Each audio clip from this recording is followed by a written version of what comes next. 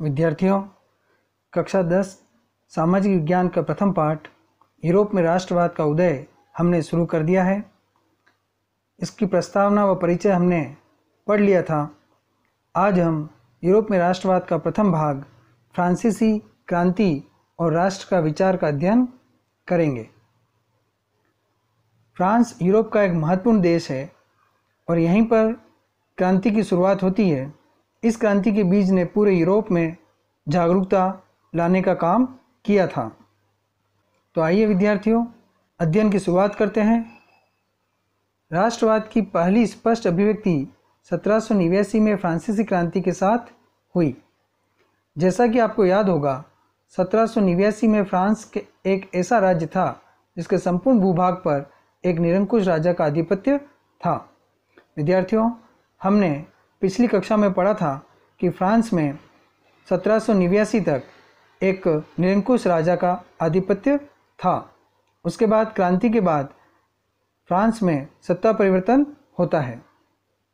फ्रांसीसी क्रांति से जो राजनीतिक और संवैधानिक बदलाव हुए उनसे प्रभुसत्ता राजतंत्र से निकलकर फ्रांसीसी नागरिकों के समूह में हस्तांतरित हो गई। विद्यार्थियों, यह पंक्ति बहुत ही महत्वपूर्ण है। इस पंक्ति से हमें ज्ञात होता है कि फ्रांस में क्रांति के बाद जो प्रभुसत्ता थी, प्रभुसत्ता से तात्पर्य यह है कि देश को चलाने का अधिकार या देश को चलाने की सत्ता, तो यह प्रभुसत्ता जो थी वह राजा के हाथ से निकलकर, राजतंत्र से हाथ से निकलकर फ्रांसीसी नागरिकों के समूह में हस्तांतरित हो गई। ये बहुत ही महत्वपूर्ण पंक्ति है, इसे हमें ध्यान रखना है। परीक्षा की दृष्टि से बहुत ही महत्वपूर्ण कथन है। आगे पढ़ते हैं।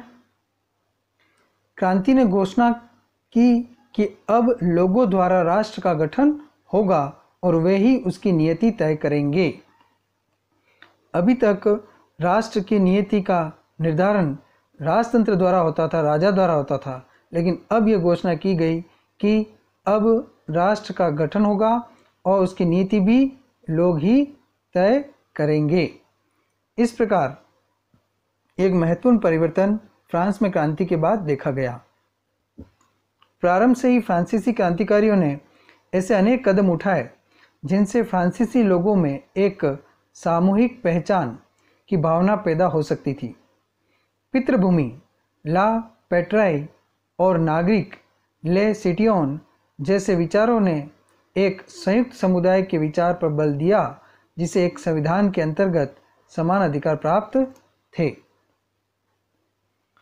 अतः एक नया फ्रांसीसी झंडा, द ट्राइकलर, चुना गया, जिसने पहले के राजध्वज की जगह ली। विद्यार्थियों, एक नया बिंदु, फ्रांस में क्रांति के बाद राजतंत्र का झंडा हटा दिया गया और उसके स्थान पर एक नया फ्रांसीसी झंडा, तिरंगा, द ट्राइकलर का चुनाव किया गया। ऐसा झंडा जिसके 3 रंग थे, उसका चुनाव किया गया। स्टेट जनरल का चुनाव सक्रिय नागरिकों के समूह द्वारा किया जाने लगा और उसका नाम बदलकर नेशनल असेंबली कर दिया गया। एक महत्वपूर्ण परिवर्तन फ्रांस की क्रांति के बाद यह आया कि जनता द्वारा चुने हुए लोग ही देश का शासन संभालते थे और उसका नाम बदलकर अब नेशनल असेंबली कर दिया गया। नई स्तुतियाँ रची गई, शपथें ली गई, शहीदों का गुणगान किया गया और यह सब राष्ट्र के नाम पर हुआ। विद्यार्थियों, जब राष्ट्रवाद की भावना पनपती है तो सभी काम देश के नाम पर होता है, राष्ट्र के नाम पर होता है। राष्ट्र के सम्मान में नई स्तुतियाँ रची जाती है, शपथ भी राष्ट्र के नाम पर ही ली जाती है और जो शहीद होते हैं उनका गुणगान किया जाता है। इसी प्रकार का फ्रांस की क्रांति के बाद हमें परिवर्तन फ्रांस में दिखाई दिया। एक केंद्रीय प्रशासनिक व्यवस्था लागू की गई जिसने अपने भूभाग में रहने वाले सभी नागरिकों के लिए समान कानून बनाए। राजतंत्र के समय तक कानून राजा द्वारा तय किया जाता था और वो अपनी इच्छानुसार कानून बनाते थे और हटाते थे, लेकिन क्रांति के बाद अब लोगों द्वारा अपने देश में के नागरिकों के लिए समान कानून बनाए गए और ये कानून समान भूभाग पर लागू होता था। आंतरिक आयात निर्यात शुल्क समाप्त कर दिए गए और भार तथा नापने की एक समान व्यवस्था लागू की गई। पूरे देश में सामान को लाना ले जाने के लिए एक जैसी व्यवस्था लागू हुई, एक जैसे शुल्क तय किए गए और एक समान नाप तोल की व्यवस्था लागू की गई। क्षेत्रीय बोलियों को हतोत्साहित किया गया और पेरिस में फ्रेंच जैसी बोली और लिखी जाती थी वही राष्ट्र की भाषा बन गई। अब एक महत्वपूर्ण परिवर्तन यह आया कि पूरे फ्रांस में पहले अलग अलग भाषाएं बोली जाती थी, लेकिन अब क्षेत्रीय भाषाओं को हतोत्साहित किया गया और उसके स्थान पर फ्रांस की राजधानी पेरिस में जो फ्रेंच भाषा बोली जाती थी उसी भाषा को राष्ट्र की भाषा का दर्जा दिया गया। ये बहुत ही महत्वपूर्ण परिवर्तन है जो कि क्रांति के बाद आया। विद्यार्थियों, क्रांतिकारियों ने यह घोषणा की कि फ्रांसीसी राष्ट्र का यह भाग्य और लक्ष्य था कि वह यूरोप के लोगों को निरंकुश शासकों से मुक्त कराए। यह बहुत ही महत्वपूर्ण पंक्ति है।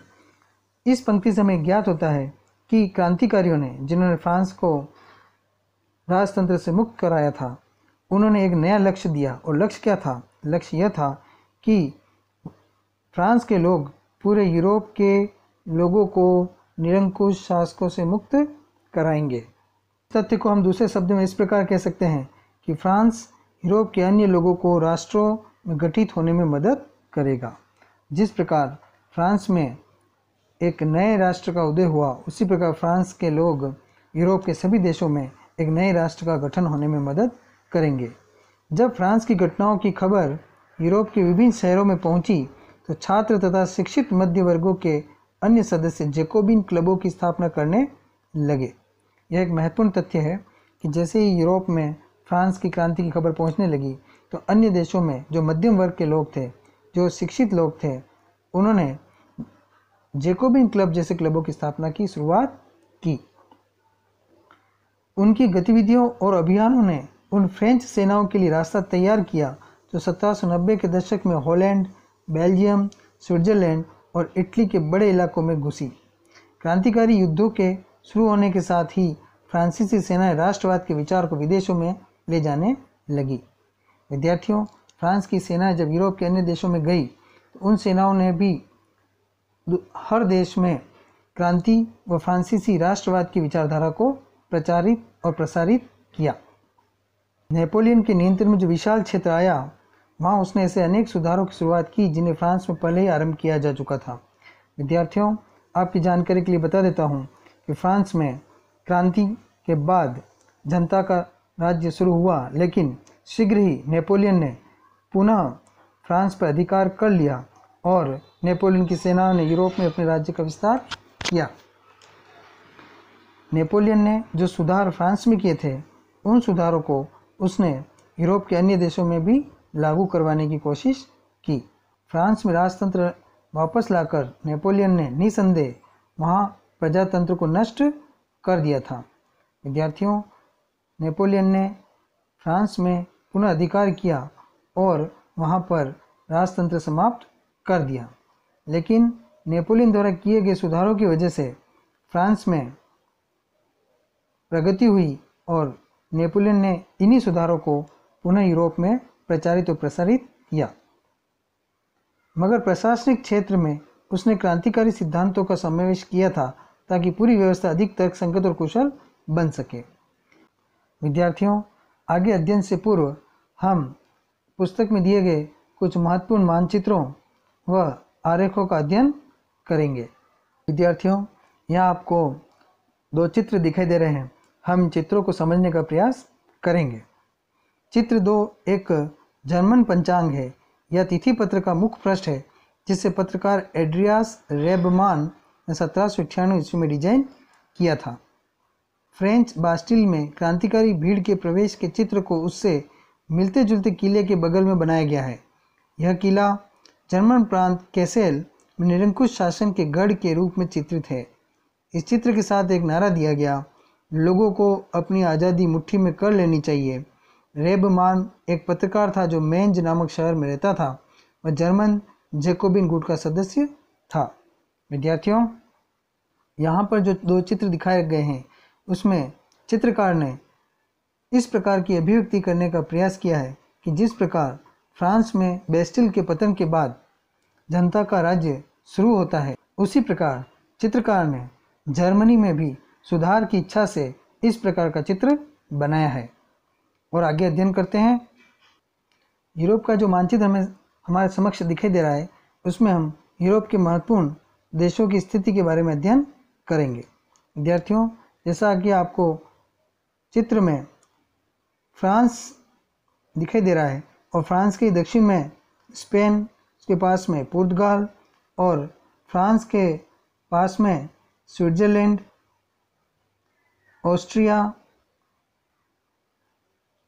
नीदरलैंड और अटलांटिक सागर में स्कॉटलैंड, ग्रेट ब्रिटेन जो कि इंग्लैंड कहलाता है, और आयरलैंड, इन देशों की स्थिति दिखाई दे रही है। और ये सभी देश यूरोप के महत्वपूर्ण देश हैं। ऊपर की तरफ हमें नॉर्वे और स्वीडन भी दिखाई दे रहा है और रूसी साम्राज्य पूर्व में एक बहुत बड़े क्षेत्र में फैला हुआ है। इस प्रकार विद्यार्थियों, वियना कांग्रेस 1815 के बाद का यूरोप का मानचित्र हमारे समक्ष है। भूमध्य सागर के निकटवर्ती महत्वपूर्ण देशों में यूनान महत्वपूर्ण है, साइप्रस और ट्यूनिस जैसे देश सम्मिलित हैं। अब हम आगे अध्ययन करते हैं। 1804 की नागरिक संहिता, जिसे आमतौर पर नेपोलियन की संहिता के नाम से जाना जाता है, ने जन्म पर आधारित विशेषाधिकार समाप्त कर दिए थे। विद्यार्थियों, 1804 की नेपोलियन संहिता एक महत्वपूर्ण संहिता थी जिसने यूरोप में परिवर्तन की लहर ला दी थी। हम इस पर चर्चा कर रहे हैं। 1804 की नागरिक संहिता, जिसे आमतौर पर नेपोलियन की संहिता के नाम से जाना जाता है, 1804 की नागरिक संहिता को नेपोलियन संहिता भी कहा जाता है। इसने जन्म पर आधारित विशेषाधिकार समाप्त कर दिए थे और उसने कानून के समक्ष बराबरी और संपत्ति के अधिकार को सुरक्षित बनाया। इस संहिता को फ्रांसीसी नियंत्रण के अधीन क्षेत्रों में लागू किया गया। डच गणतंत्र, स्विट्जरलैंड, इटली और जर्मनी में नेपोलियन ने प्रशासनिक विभाजनों को सरल बनाया, सामंती व्यवस्था को खत्म किया और किसानों को भू दासत्व और जागीरदारी शुल्कों से मुक्ति दिलाई। तो विद्यार्थियों, इस प्रकार नेपोलियन ने न केवल फ्रांस में बल्कि फ्रांस से प्रभावित और फ्रांस के फैले हुए देशों में भी नेपोलियन कोड को लागू किया और वहाँ पर परिवर्तन लाना शुरू किया। शहरों में भी कारीगरों के श्रेणी संघों के नियंत्रणों को हटा दिया गया, यातायात और संचार व्यवस्थाओं को सुधारा गया। किसानों, कारीगरों, मजदूरों और नए उद्योगपतियों ने नई नई मिली आज़ादी चखी। विद्यार्थियों, यदि आपसे प्रश्न पूछा जाए कि नेपोलियन की संहिता का वर्णन कीजिए, तो हम पाठ के इस भाग को महत्व देंगे और उसे हमारे उत्तर में अवश्य शामिल करेंगे। आगे बढ़ते हैं। उद्योगपतियों और ख़ास तौर पर सामान बनाने वाले लघु उत्पादक यह समझने लगे कि एक समान कानून, मानक भार तथा नाप और एक राष्ट्रीय मुद्रा से एक इलाके से दूसरे इलाके में वस्तु और पूंजी के आवागमन में सहूलियत होगी। तो निश्चित रूप से एक समान कानून से सामग्री के आने जाने में सहायता मिलती थी, सहूलियत होती थी। लेकिन जीते हुए इलाकों में स्थानीय लोगों की फ्रांसीसी शासन के प्रति मिलीजुली प्रतिक्रियाएं थी। कुछ लोग फ्रांस के अधिकार से नाराज थे तो कुछ लोग उससे प्रसन्न भी थे। तो ये प्रक्रियाएं मिलीजुली थी। शुरुआत में अनेक स्थानों जैसे हॉलैंड और स्विट्जरलैंड और साथ ही कई शहरों जैसे ब्रसेल्स, मेंज, मिलान और वारसा में फ्रांसीसी सेनाओं का स्वतंत्रता का तोहफा देने वालों की तरह स्वागत किया गया। विद्यार्थियों, अभी हमने पूर्व में पढ़ा था कि फ्रांस की सेनाएं यूरोप के अन्य देशों में गई और वहाँ पर उन्होंने फ्रांस की क्रांति के विचारों को प्रचार प्रसार किया। तो शुरुआत में तो उनका स्वागत किया गया, मगर यह शुरुआती उत्साह शीघ्र ही दुश्मनी में बदल गया जब ये साफ होने लगा कि नई प्रशासनिक व्यवस्थाएं राजनीतिक स्वतंत्रता के अनुरूप नहीं थी। बढ़े हुए कर, सेंसरशिप और बाकी यूरोप को जीतने के लिए फ्रेंच सेना में जबरन भर्ती से हो रहे नुकसान प्रशासनिक प्रयत्नों से मिले फायदों से कहीं ज़्यादा नजर आने लगे। तो विद्यार्थियों, नेपोलियन के कोड ने, नेपोलियन की संहिता ने जिस प्रकार लाभ पहुंचाना शुरू किया था, लेकिन नेपोलियन के कुछ कार्यों ने जो नुकसानदेह ज़्यादा थे उससे इन परिवर्तनों पर ठेस पहुंचाई। अब हम यहाँ ऊपर दिए गए चित्र का अवलोकन करेंगे और उसे समझने का प्रयास करेंगे। विद्यार्थियों, इस चित्र को ध्यान से देखिए। इस चित्र में चित्रकार ने जोसेफ क्रेन जर्मनी में स्वतंत्रता के वृक्ष का रोपण करते हुए दिखाया है। जर्मन चित्रकार कार्ल कैस्पर फ्रिट्ज द्वारा बनाए गए इस रंगीन चित्र का विषय फ्रेंच सेनाओं द्वारा जोसेफ क्रेन शहर पर कब्जा है। विद्यार्थियों, यह जो चित्र बनाया गया है वह एक जर्मनी चित्रकार कार्ल कैस्पर द्वारा बनाया गया है और इस चित्र में उसने फ्रांस की सेनाओं द्वारा जोसेफ क्रेन शहर पर अधिकार करते हुए का दृश्य दिखाया है। अपनी नीली, सफ़ेद और लाल पोशाकों से पहचाने जाने वाले फ्रांसीसी सैनिकों को दमनकारियों के रूप में प्रस्तुत किया गया है। आप चित्र में देख सकते हैं कि फ्रांसीसी सैनिक जो किसान की गाड़ी छीनते हुए कुछ युवा महिलाओं को तंग कर रहे हैं और एक किसान को घुटने टेकने पर मजबूर कर रहे हैं। स्वतंत्रता के वृक्ष पर लगाई जा रही पट्टी पर जर्मनी में लिखा है और उसका अनुवाद है, हमसे आज़ादी और समानता ले लो, यह मानवता का आदर्श रूप है। यह फ्रांसीसियों के इस दावे पर व्यंग्य है कि वे जिन इलाकों में जाते थे वह राजतंत्र का विरोध कर मुक्तिदाता बन जाते थे। विद्यार्थियों, ये बहुत ही महत्वपूर्ण पंक्ति है। इस पंक्ति में व्यंग्य पूर्वक कहा गया है कि हमसे आज़ादी और समानता ले लो, यह मानवता का आदर्श रूप है। कहने का तात्पर्य यह है कि फ्रांस ने नेपोलियन कोड के माध्यम से और अपने कार्यों के माध्यम से पूरे यूरोप में इस बात का प्रचार प्रसार किया कि वह आज़ादी और समानता लाने वाले हैं, लेकिन वास्तव में ऐसा नहीं था। फ्रांस की सेनाओं ने और नेपोलियन कोड ने जनता को पुनः बेड़ियों में जकड़ लिया था और उनके अधिकारों को छीन लिया था। इस वजह से इस चित्र के माध्यम से चित्रकार कहना चाहता है कि हमसे समानता और आज़ादी ले लो, क्योंकि ये वास्तव में संभव नहीं है। विद्यार्थी, यहाँ पे एक चित्र और दिखाया गया है। इस चित्र में एक व्यक्ति आगे बढ़ रहा है और उसके पास एक बैग है। उस बैग में से कुछ पत्र गिरते हुए दिखाई दे रहे हैं और वह तेज़ी से आगे की ओर बढ़ रहा है। देखिए, हम इसका अध्ययन करते हैं कि इसमें चित्रकार ने क्या कहा है। राइनलैंड का डाकिया लाइप्जिग से आते हुए सब कुछ गवा देता है। हम इस लाइन को समझने का प्रयास करेंगे। यहाँ नेपोलियन को 1813 में लाइप्जिग की लड़ाई हार कर फ्रांस लौटते हुए डाकिये के रूप में दर्शाया गया है। विद्यार्थियों, यहाँ जो इस व्यक्ति को दिखाया गया, डाकिये को दिखाया गया है, वह सांकेतिक रूप में नेपोलियन को बताया गया है। जब 1813 में लाइप्जिग की लड़ाई से हार कर आता है, उसके झोले से गिरती हर चिट्ठी पर उन भूभागों के नाम लिखे हैं जिन्हें अब वह हार चुका है। इस प्रकार हम देखते हैं कि नेपोलियन जिस गति से फ्रांस पर अपना नियंत्रण करने में आगे बढ़ा था, उसी गति से वह पुनः हार जाता है और फ्रांस को गर्त में ले जाता है। विद्यार्थियों, अभी हमने फ्रांस की क्रांति और राष्ट्रवाद का उदय पर चर्चा की। अब हम इस पढ़े हुए भाग में से जो महत्वपूर्ण प्रश्न हैं उन पर विचार करेंगे। इन प्रश्नों को मैं आपके समक्ष रखूँगा। आप अपने अध्यापक की सहायता से इन प्रश्नों का हल करने का प्रयास कीजिए। विद्यार्थियों, अभी हमने फ्रांसीसी क्रांति और राष्ट्रवाद का विचार का अध्ययन किया। इस पाठ में से कुछ महत्वपूर्ण प्रश्नों पर हम चर्चा करेंगे। इन प्रश्नों को आप ध्यान से पढ़िए और पढ़े हुए पाठ में से इनका उत्तर ढूंढने का प्रयास स्वयं या अपने अध्यापक की सहायता से कीजिए। पहला प्रश्न, यूरोप में राष्ट्रवाद की पहली स्पष्ट अभिव्यक्ति कब हुई?